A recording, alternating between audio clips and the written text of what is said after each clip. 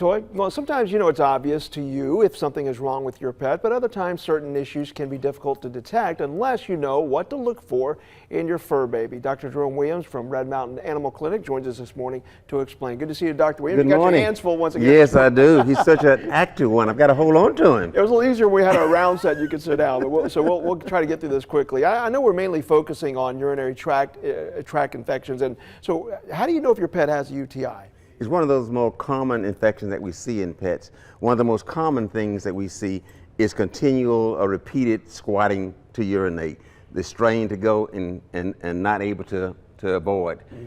Frequently squatting to go and not being able to. And I would imagine you don't want it to get to the point where they're really, expressing that pain, whether they're whimpering over it. So, are there some early detections that you can look for so the treatments can start earlier? That's the most frequent, the frequent attempts. Oh, okay. You can also see blood. Sometimes that's occurring.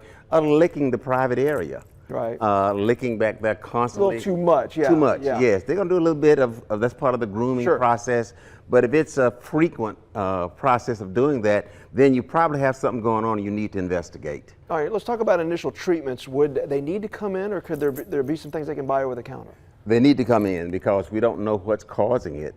And a veterinarian need to do the examination to determine what the cause of it is. And it probably would require antibiotics. Okay.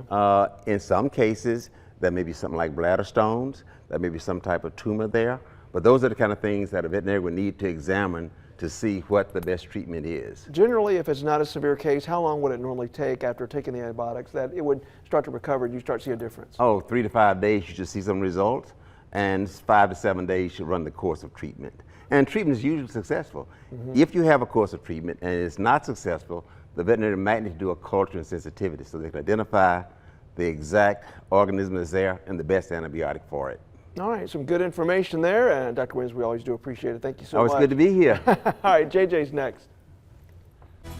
Thank you very much, Mike.